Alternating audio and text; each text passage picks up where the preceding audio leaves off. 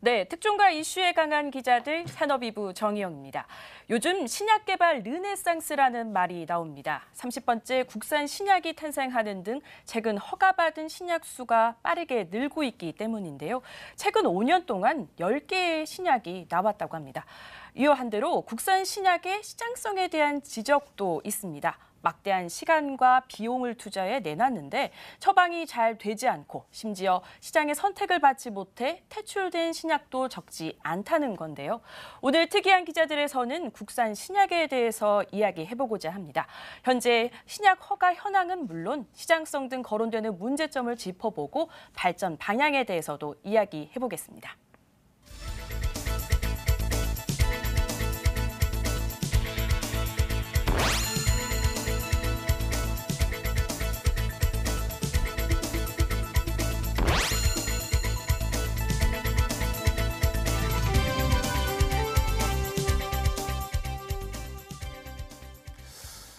신약에 대한 얘기해 보도록 할 텐데요. 먼저 가장 궁금했던 게 저는 앞에서 정희영 기자가 얘기를 하는 거 듣고 30번째 신약이라고 했잖아요. 그런데 이게 많은 건지 적은 건지, 그러니까 우리나라 역사를 생각했을 때는 제약 쪽 역사를 생각했을 때는 그렇게 많은 느낌은 안 드는데 또 이전까지는 어떤 제네릭이나 바이오시밀러에 많이 집중을 했었잖아요. 그러니까 또 이거 생각하면 많은 것 같기도 하고 좀 시장에서는 이게 어떻게 평가됩니까? 네.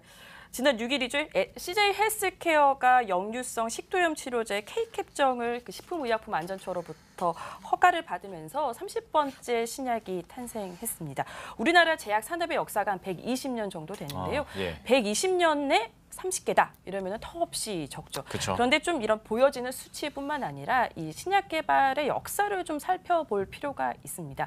국내 제약사들이 이제 신약 개발에 눈을 돌리기 시작한 것은 1987년 그 물질 특허 제도가 도입되면서부터입니다. 네. 물질 특허라는 것이 그 신약이 가지고 있는 그 물질 자체의 독점권을 부여하는 겁니다. 예를 들어서 고혈압 치료제를 고혈압을 낫게 해주는 성분이 있다면 그 성분 자체에 특허권을 주는 건데요. 그렇기 때문에 그 예전에 비해서 제네릭이 만들어질 수 없게 됐습니다.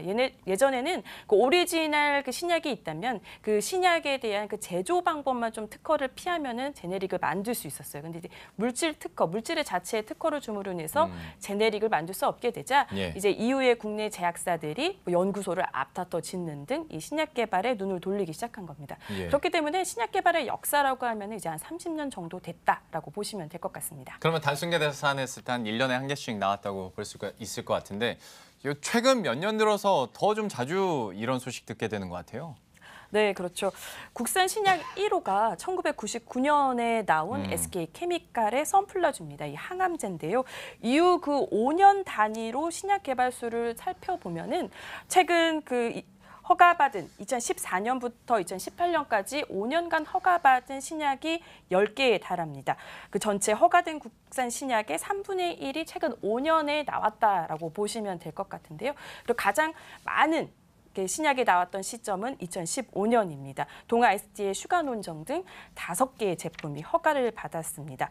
좀 더 자세히 살펴보면요. 현재 신약을 보유하고 있는 제약사는 20곳입니다. 근데 가장 신약을 많이 보유하고 있는 제약사는 어딜까요? 글쎄요. 제일 먼저 생각나는 건 아무래도 한미약품 쪽이긴 한데 답이 괜히 아닐 것 같습니다. 느낌이 아니죠? 네, 동아 ST. 우리가 알고 있는 그 동아제약의 계열사 동아 ST인데요. 동아 ST는 2005년 발기부전 치료제 자이데나를 시작으로 총 4개의 신약을 허가받았습니다. 제가 좀 찾아보니까 2개 이상의 신약을 개발한 업체가 몇 개인가라고 살펴보니까 8개가 되더라고요. 그래서 신약에 좀 개발에 집중을 하고 이후로 신약 개발에 투자하면은 계속적으로 신약을 개발하고 있는 상황이라고 보시면 될 것 같습니다. 근데 국산 신약에 대해서 사실 비판도 많이 있잖아요. 그러니까 대박이 안 나온다라는 것도 있고 상업성이 그래서 좀 떨어진다라는 얘기들도 있는데 그래서 뭐 마지막에 그냥 특허 만료되면 그거 팔려고 그러는 거 아니냐 뭐 이런 얘기까지 하는데 좀 여기에 대해서는 좀 어떻습니까? 그렇죠. 공들여 만들었는데 왜 안 팔리냐라는 지적이죠. 이런 신약, 국산 신약의 시장성을 이야기할 때 가장 많이 언급되는 게 블록버스터 신약이 적다라는 겁니다. 이 블록버스터 신약이라는 것은 연 매출이 100억 원이 넘는 신약을 말하는데요. 국산 신약 30개 중에서 100억 원이 넘는 신약은 5개에 불과합니다. 좀 잘 짚어보면은 허가받은 시점을 순서대로 말씀드리면 그 대원 지역의 골관절염 치료제 펠루비, 그리고 일양약품의 한계양제 놀텍, 그리고 보령제약의 고혈압 치료제 카나브, LG화학의 당뇨병 치료제 제미글로, 종근당의 당뇨병 치료제 듀비에인데요. 예. 좀 표를 보면서 말씀을 드리고 싶습니다. 가장 처방액이 높은 신약은 보령제약의 카나브였습니다. 지난해 처방액이 380억 원에 달했는데요. 이후 그 제미글로, 놀텍, 듀비에, 펠루비 순으로 나타났습니다. 예. 저는 대박이 안 나는 이유가 이름에도 있다고 생각하는 사람 중에 하나인데 이름도 좀 잘 지었으면 좋겠는데 그게 잘 쉽지 않네요. 근데 또 듣다 보니까 궁금한 것이 30개가 있지 않습니까? 30개 지금까지도 잘 팔리고 있습니까? 아닙니다. 이 국산 신약 30개 중에서 예. 지금 현재 생산이 되지 않고 있는 신약은 7개 달했습니다.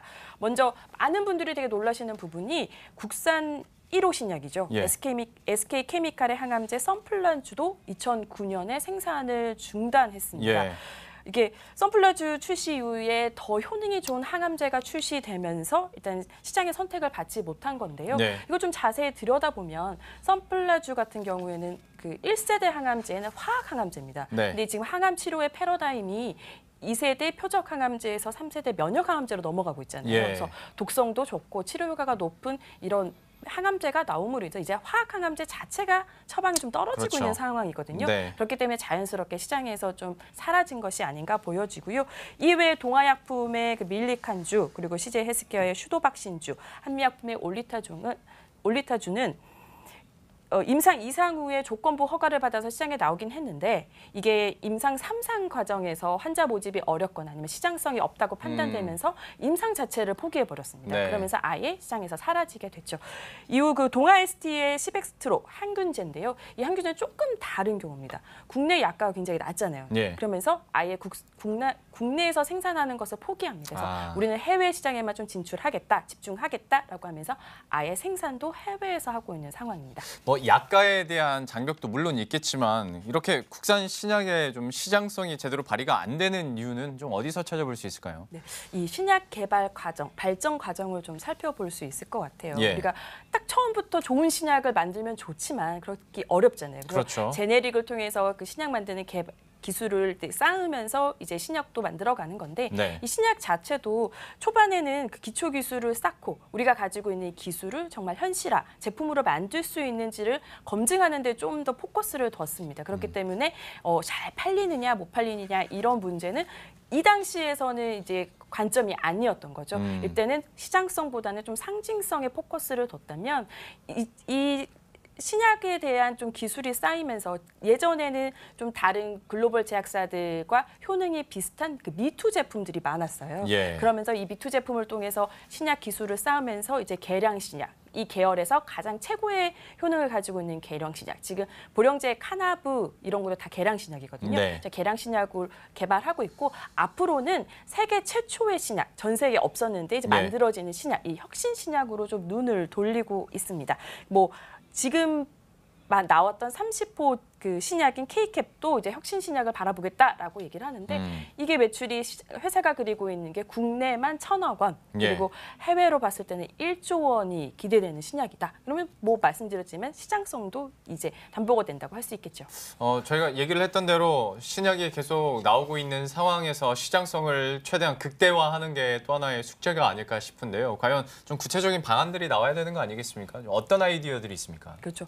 예전에는 이제 신약 개발 성공했다라고 하면 이제 끝나는 것이 아니라 예. 이 만든 신약을 어떻게 좀 더 차별하기 위해서 기능을 더 향상시킬 것인지 네. 그리고 어떻게 더 잘 팔 것인지에 대한 고민이 필요한 시점인 것 같습니다. 최근 잘 팔리고 있는 뭐 놀텍이나 아니면 카나브 같은 경우도 적응증을 추가하거나 이 신약에 새로운 성분을 넣어서 복합제로 만들고 있거든요. 놀텍 같은 경우에도 2009년 출시됐을 때는 매출이 굉장히 부진했습니다. 근데 2012년에 역류성 식도염 적응증을 추가한 후로 매출이 급상승하면서 이제 블록버스터 제품까지 이름을 올리지 않았습니까? 예. 또 카나브 같은 경우에도 카나브가 출시된 이후에 이 카나브의 뭐 이뇨제를 합친 복합제, 뭐 라코르 등의 3개의 복합제를 내놨어요. 이 제품을 보면 이 카나브 같은 경우에는 지금 380억 지난해 380억 매출을 올렸는데 예. 이 복합제를 포함한 카나브 제품군 전체는 542억 원의 매출을 올렸거든요. 뭐 제미글로 같은 경우에 또 제미글로 자체는 290억이지만 제미글로군 전체는 738억입니다. 그래서 예. 이 단위제 매출이 좀 하락하더라도 이거를 만회할 수 있는 기회가 많아지는 거죠. 그렇기 때문에 이런 복합제, 더 개발 기능을 개선한 제품들을 점차 내놓고 있는 상황이고요. 예. 더 중요한 것은 이걸 어떻게 잘 팔 것인가, 이 마케팅 분야인데 카나브 같은 경우가 전 세계 50개국에 수출을 하고 있습니다. 이렇게 수출 성과를 낼 수 있었던 비결을 물어보니까 카나브가 출시된 이후에도 지속적으로 다양한 임상을 진행을 하고 이 임상을 세계 학회에서 발표함으로 인해서 정보를 공유하고 이 의사들과 이 네트워크를 쌓아가면서 신뢰를 쌓아가는 거죠. 예. 그러면서 이렇게 수출 실적도 나오고 있는 겁니다. 그래서 이런 다양한 학계나 마케팅에도 이제 좀 더 고민을 해야 될 것 같고요. 전문가들은 이제부터는 신약을 개발하는 초기 단계부터 국내 시장이 아니라 좀 글로벌 시장을 겨냥한 제품 개발에 나서야 된다라고 얘기를 하고 있습니다. 전문가의 설명 한번 직접 들어보시겠습니다.